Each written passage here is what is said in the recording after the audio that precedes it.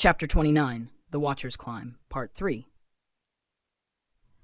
The climb up the Watcher was already grueling, but the group's spirits remained steady. The air grew colder as they ascended, the biting wind carrying with it whispers of the mountain's ancient sacred power. Candice led the way, her sharp eyes scanning the terrain ahead for dangers. The rocky path narrowed as it twisted along the edge of the mountain, sheer drops on one side and jagged cliffs rising on the other. The group tread cautiously, their breath visible in the frosty air. Suddenly, Candice raised a hand, signaling the others to stop. The party froze, their senses immediately heightened. She pointed ahead. A gaping crevasse had opened across the path, its edges raw and unstable from the recent tremors. "This wasn't here before," Candice said, her voice taut with concern. "The mountain's changing. The Watcher, it's testing us." Lucas stepped forward, peering into the crevasse. It stretched at least 20 feet across, its depth obscured by swirling mist. A low rumble echoed from within, like a distant growl. "We'll have to cross it," Thomas said, his voice firm but cautious. "No other way forward." He paused, ensuring his team understood the gravity of their situation. "If we turn back now, we'd have to choose between climbing another, more treacherous pass, or diverting to the hidden temple. Both options carry their own risks, and time isn't on our side." Queen Aphyrosia stepped closer, her elegant frame radiating calm authority. She placed a hand on Candice's shoulder. "This is the Watcher's way. It will challenge us to prove our worth. Let us not falter." The group gathered near the crevasse to assess their options. Mina moved to the edge, crouching slightly as she peered across the gap. "We need to find an anchor point on the other side," Mina said, her voice steady. "I'll check from here," Candice said, crouching beside her. Her amber eyes scanned the opposite side of the crevasse, searching for anything stable enough to hold a line. After a moment, she pointed to a large, jagged rock protruding from the far side. "There. That should work, but it's hard to tell how secure it is from here. Mina, if you can get across, you'll need to test it." Mina met her gaze with a nod. "Got it." Lucas stepped back to give Mina room. "Be careful." His tone carried a weight of concern that only Mina could sense through their telepathic bond. Mina glanced back at him, offering a reassuring smile before stepping to the edge. Her muscles coiled like a spring, and then she leapt. Her enhanced agility carried her through the air in a graceful arc. She landed lightly on the other side, her feet skidding slightly on the loose gravel. She steadied herself quickly and turned to wave. "It's stable here," she called. "I'll secure a line." Candice cupped her hands around her mouth to shout across. "Check that rock carefully. Make sure it doesn't shift when you pull on it." Mina crouched beside the jagged rock, tugging on it with all her strength. It didn't budge. She looped the rope around the base, anchoring it securely before standing. "It's solid," she called back. Thomas produced a coil of rope from his pack, tying it off on their side. "We'll use this as a guide. Lucas, can you steady it?" Lucas nodded, stepping forward. He stretched out a hand, his brow furrowing in concentration. The rope trembled for a moment before it stilled, held steady by his telekinetic grip. "I'll keep it stable," Lucas said, his voice calm but strained. "But hurry!" Before anyone could start across, a gust of wind howled through the crevasse, making the rope sway. The Queen frowned, stepping forward. "I'll handle the wind," she said, her tone firm. She raised her hands, and a faint shimmer of air magic surrounded the group. The gusts around them lessened, redirected by her power into calm currents that swept harmlessly away from the rope. Thomas tested the rope, pulling it taut before turning to the group. "We'll go one at a time. Slow and steady. Dira, you're first." Dira's hands trembled slightly as she approached the rope. She looked to Lucas, who gave her an encouraging nod. Gathering her courage, she grasped the rope tightly and began to cross. Her steps were careful, her eyes fixed on the path ahead. The rope swayed slightly, but Lucas's telekinesis and Aphyrosia's air magic kept it steady. After a tense moment, Dira reached the other side where Mina helped her up. "Your turn," Thomas said to Candice. Candice nodded, her expression resolute. Her climbing expertise was evident in the way she moved, her hands and feet finding purchase with practiced ease. With the Queen's air magic keeping the wind at bay, she crossed swiftly and confidently, reaching the other side without incident. Thomas and Altheris followed next, their larger frames making the crossing appear more precarious. Thomas's strength and composure shone as he crossed, while Altheris's military discipline kept him focused and steady. Both men made it across without incident, joining the others on the far side. Finally, it was Lucas and Queen Aphyrosia's turn. Lucas turned to the Queen. "You go first. I'll keep the rope steady from here." Aphyrosia's serene expression didn't waver as she stepped onto the rope. Her air magic swirled subtly around her, guiding her steps and keeping her balanced. She crossed with an almost otherworldly grace, reaching the other side with ease. Lucas took a deep breath, his telekinetic hold on the rope unwavering. He stepped onto the rope, his movements measured and deliberate. The crevasse seemed to hum beneath him, as if the mountain itself were watching. Halfway across, the ground beneath the group's feet trembled. A deep rumble rose from the crevasse, and the rope jerked violently. Lucas's footing slipped, and for a heart-stopping moment, he dangled over the abyss, clutching the rope tightly. "Lucas!" Mina's voice rang out, filled with fear. "I'm okay," Lucas shouted back, his voice tight with effort. He reached out with his mind, stabilizing the rope once more. His muscles burned as he pulled himself back up, resuming his careful crossing. The others watched in tense silence, their breaths held. When Lucas finally reached the other side, Mina was there to pull him up. He collapsed onto solid ground, breathing heavily but grinning. "That was close," he said, his voice tinged with both relief and humor. "Too close," Mina replied, her eyes narrowing. But her smile betrayed her relief. The group took a moment to catch their breath, the crevasse behind them a stark reminder of the challenges they faced. Queen Aphyrosia looked back at the gap, her eyes filled with a quiet reverence. "The Watcher is watching us," she said softly, "and it is not finished." Candice nodded, her gaze fixed on the path ahead. "Then we keep moving. This mountain's not going to make it easy for us." Thomas clapped Lucas on the shoulder. "Good work back there. We wouldn't have made it without you." Lucas nodded, his expression serious. "We're not out of this yet. Let's stay sharp." The group rose to their feet, their resolve hardened by the trial. Together they pressed onward, the crevasse fading into the mist behind them as they continued their ascent toward the Watcher's cave.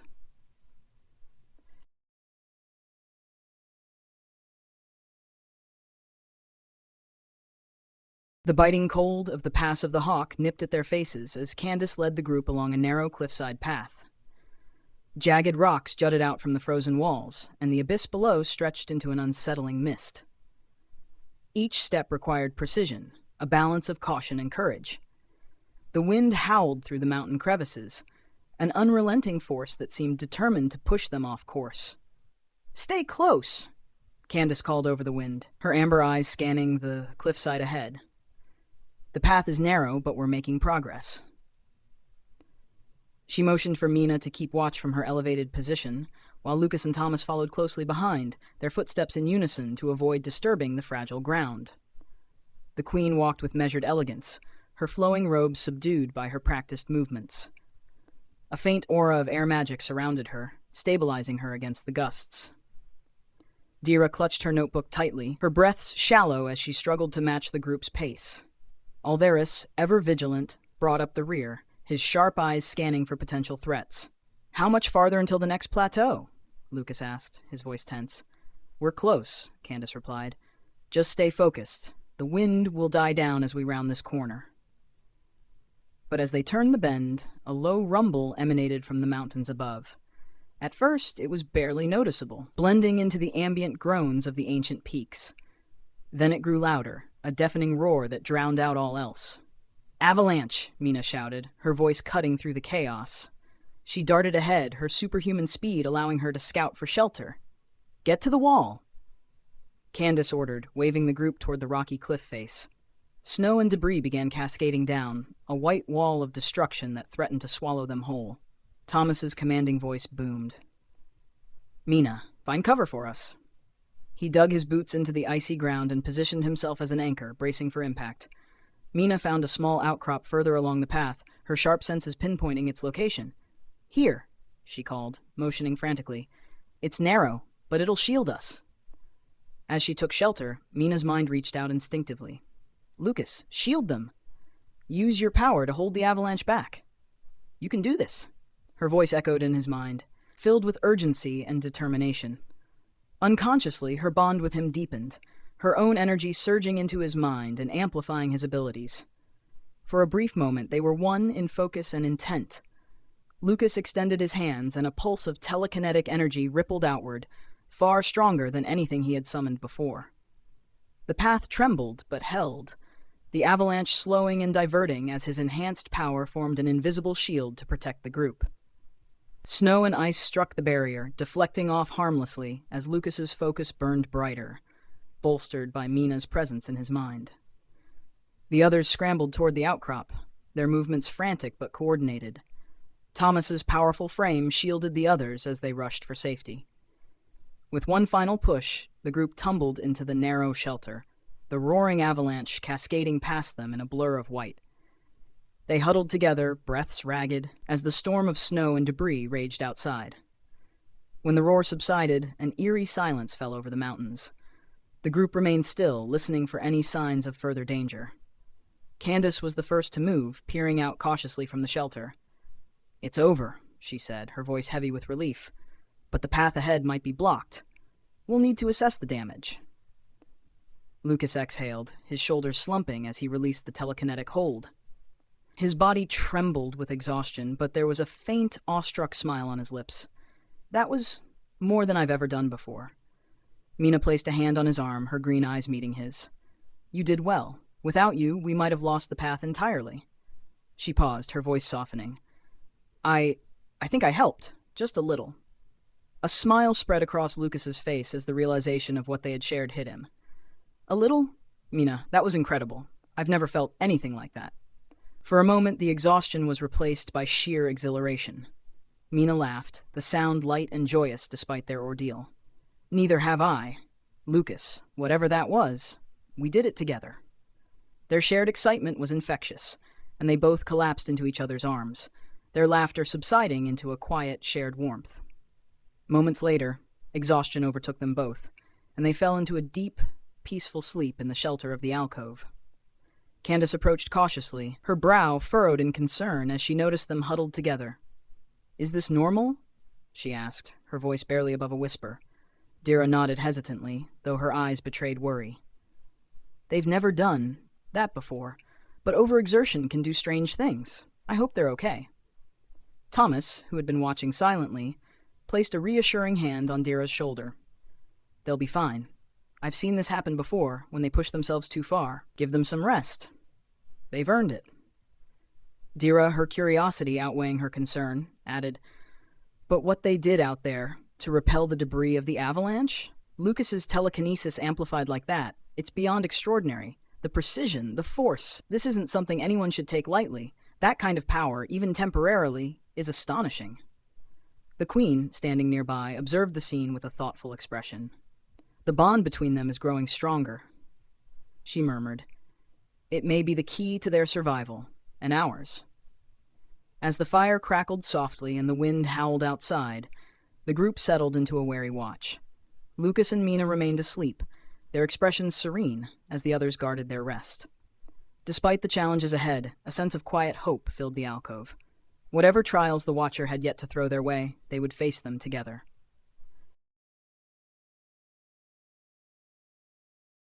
The mountain winds howled relentlessly, carrying shards of icy air that bit into exposed skin. The party, weary from the climb, gathered at a shallow overhang beneath jagged rocks. It wasn't ideal, but with Lucas and Mina still unconscious, they had no choice but to make do with what they had. Thomas knelt beside Lucas, his brows furrowed as he placed a hand on the boy's forehead. "Still out cold," he muttered, his voice low but tense. His gaze shifted to Mina, lying just a few feet away, her face pale and lips faintly chapped. "This isn't right," he added, glancing at Queen Aphyrosia.